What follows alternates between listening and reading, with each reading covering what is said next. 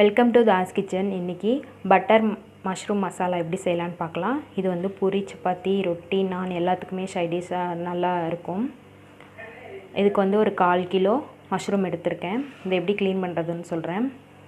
இதில் வந்து சோம்புத்தூள், ஜீரகத்தூள், கரம் மசாலா, மஞ்சத்தூள் மட்டும் 1/4 டீஸ்பூன் எடுத்திருக்கேன். மீதி எல்லாமே 1/2 டீஸ்பூன் எடுத்திருக்கேன். தேவையான சால்ட்டு, 2 தக்காளி கட் பண்ணி வச்சுருக்கேன். இது வந்து முந்திரி ஒரு 15 முந்திரி எடுத்திருக்கேன். நம்ம எவ்வளோக்குள்ள முந்திரி போடுறோமோ அவ்வளோக்குள்ள அந்த கிரேவி டேஸ்ட்டும் நல்லாயிருக்கும். அது ரொம்ப ரிச்சாக இருக்கும் அந்த மசாலா. ஒரு 2 பெரிய வெங்காயமாக எடுத்து கட் பண்ணி வச்சுருக்கேன். 10 பூண்டு பல், ஒரு சின்ன பீஸ் இஞ்சி, கஸ்தூரி மெத்தி, இது வந்து காஷ்மீரி ரெட் சில்லி பவுடர், இது வந்து கரம் மசாலா ஐட்டம், பட்டை, கல்பாசி, கிராம்பு 1, ஏலக்காய் 1, அப்புறம் பட்டை, இதெல்லாம் எடுத்திருக்கேன். இப்போது எப்படி செய்யலான்னு பார்க்கலாம். அடுப்பில் ஒரு பேன் வச்சுட்டு நம்ம கொஞ்சமாக நான் வந்து பட்டர் யூஸ் பண்ணிக்கிறேன். நீங்கள் ஆயில் வேணாலும் யூஸ் பண்ணிக்கலாம் ஃப்ரை பண்ணுறதுக்கு. நான் ஃபுல்லாகவே பட்டர் தான் யூஸ் பண்ண போகிறேன். பட்டர் யூஸ் பண்ணி செஞ்சோம் அப்படின்னா ரொம்ப நல்லாயிருக்கும் டேஸ்ட்டு.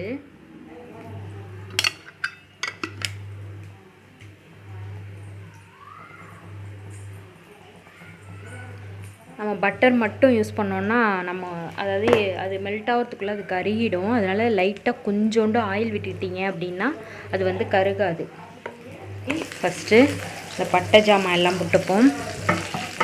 நம்ம எல்லாத்தையுமே அதாவது வதக்கி அரைக்க போகிறோம். அப்போ தான் அந்த க்ரீமியாக இருக்கும் அந்த சாஸ்.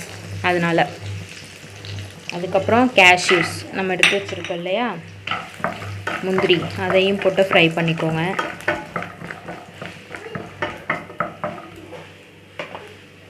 அப்புறம் இஞ்சி பூண்டு, இது பேஸ்ட் இருந்தாலும் யூஸ் பண்ணிக்கலாம். நம்ம எல்லாமே சேர்த்து அரைக்க தானே போகிறோம். இஞ்சி பூண்டு பேஸ்ட் மட்டும் அரைக்க போகிறது கிடையாது. அதனால் நான் வந்து ஃபுல்லாகவே எடுத்து இதோட யூஸ் பண்ணிக்கிறேன். அப்புறம் ஆனியன்,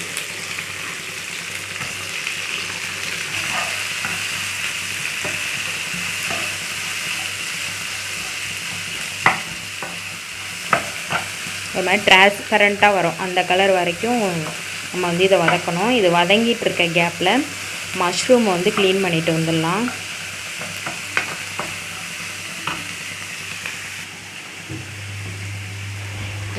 மஷ்ரூமில் பார்த்தீங்க அப்படின்னா ஒரு மாதிரி கருப்பு கலர் மண் இருக்கும். ஒன்று இதை வந்து டிஷ்யூவால் தொடச்சிருங்க. அப்படி இல்லைன்னா வெள்ளை துணி இருந்தால் அதாலேயே நம்ம வந்து தொடச்சிடலாம். நம்ம அப்படி அழுத்தி துடைக்கும் போதே அது மேலே உள்ள தோலுமே நம்மளுக்கு வந்துடும்.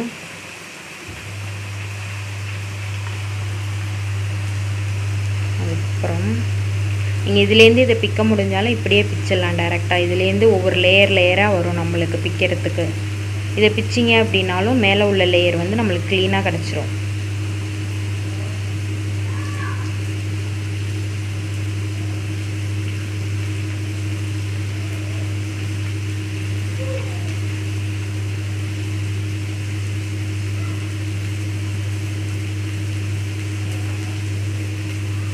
இப்போ ஃபுல்லாக க்ளீன் ஆயிடுச்சா? இதே போல் எல்லா மஷ்ரூமுமே நம்ம க்ளீன் பண்ணி, இதில் எப்படி தான் நம்ம அலசினாலும் அந்த கருப்பு மண் வந்து இதில் இருந்துகிட்டே தான் இருக்கும். அதனால் இந்த மாதிரி க்ளீன் பண்ணிட்டீங்க அப்படின்னா உங்களுக்கு சுத்தம் நல்லாவே க்ளீன் ஆகிடும். இப்போ இதை மாதிரி க்ளீன் பண்ணிவிட்டு நம்ம கட் பண்ணி எடுத்துக்க போகிறோம். ஒரு அலசிட்டு அதுக்கப்புறம் கட் பண்ணிக்கலாம். வெங்காயம் நல்லா வதங்கிடுச்சு. இப்போது தக்காளியை சேர்த்துப்போம்.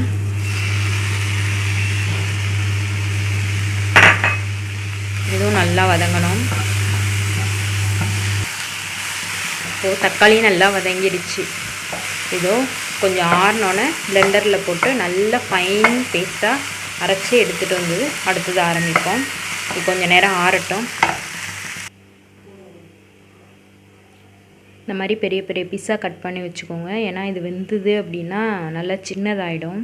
அப்புறம் நம்மளுக்கு எங்கே இருக்குன்னே தெரியாமல் போய்டும். அதனால் இந்த மாதிரி பீஸாக கட் பண்ணிக்கோங்க. இந்த மாதிரி ஃபைன் பேஸ்ட்டாக அரைச்சி வச்சுக்கோங்க.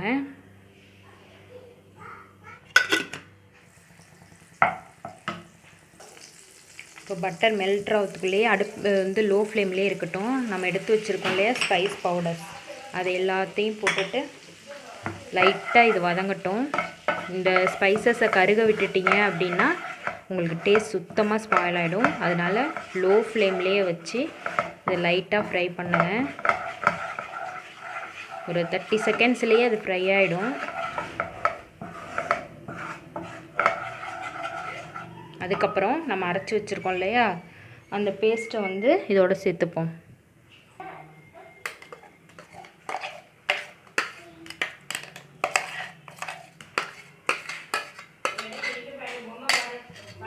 போட்டு இதை வந்து ஃபஸ்ட் நல்லா மிக்ஸ் பண்ணிக்கோங்க.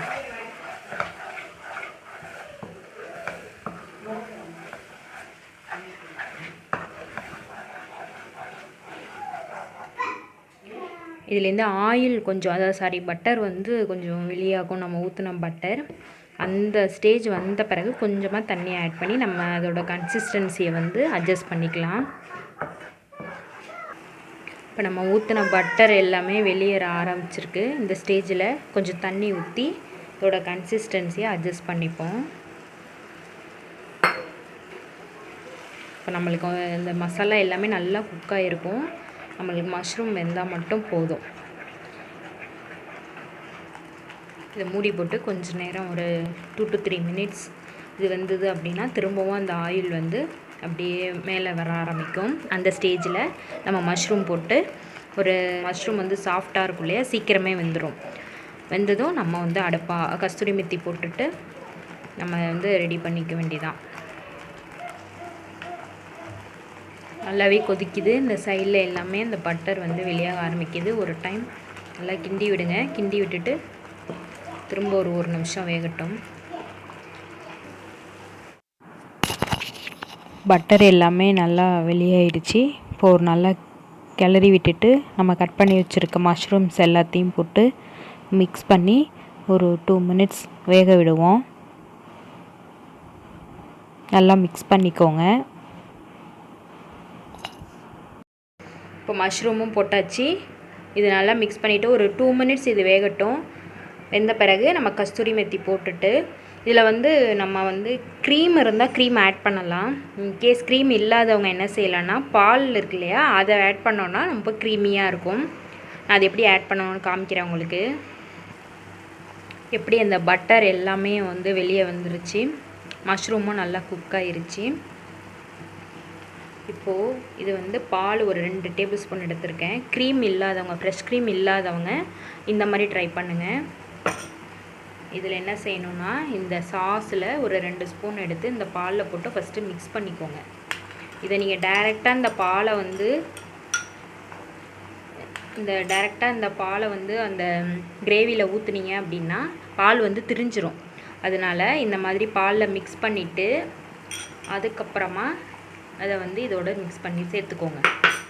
சேர்த்துட்டு ஒரு கலரிக்கோங்க. அதாவது சிட்டியில் உள்ள மார்க்கெட்ஸில் எல்லாமே ஃப்ரெஷ் க்ரீம் கிடைக்கிது. ஆனால் கொஞ்சம் வில்லேஜ் சைடு இருக்கவங்களுக்கெல்லாம் கிடைக்க மாட்டேங்குது. ஆனால் நல்ல ஒரு ரிச்சான ஒரு கிரேவி செஞ்சு சாப்பிட்ணுன்னு நினைக்கிறவங்க இந்த மாதிரி பால் யூஸ் பண்ணி செஞ்சுக்கலாம். நம்ம ஆல்மோஸ்ட் எல்லாமே ரெடி பண்ணிட்டோம். பால் ஊற்றினோலே அது எவ்வளோ க்ரீமியாக இருக்குது பாருங்கள் அந்த சாஸே. மஷ்ரூமும் ரொம்ப குக் பண்ணிடாதீங்க, நம்மளுக்கு அந்த க்ரன்ச்சி பைட் கிடைக்கணும்.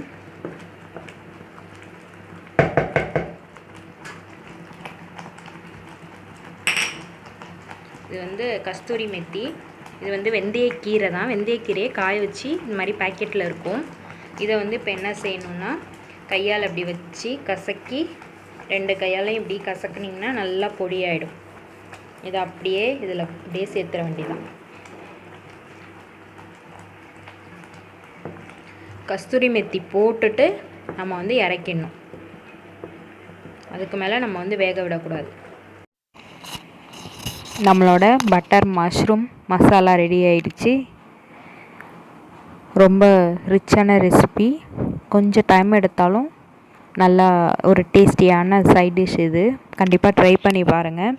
ட்ரை பண்ணி பார்த்துட்டு உங்கள் கமெண்ட்ஸை சொல்லுங்கள். அப்படியே டான்ஸ் கிச்சனை சப்ஸ்கிரைப் பண்ணவும் மறந்துடாதீங்க. கூடவே இருக்க பெல் ஐக்கானையும் ப்ரெஸ் பண்ணிக்கோங்க. அப்போ தான் நான் அப்லோட் பண்ணுற ஒவ்வொரு வீடியோவும் உங்களை வந்து சேரும்.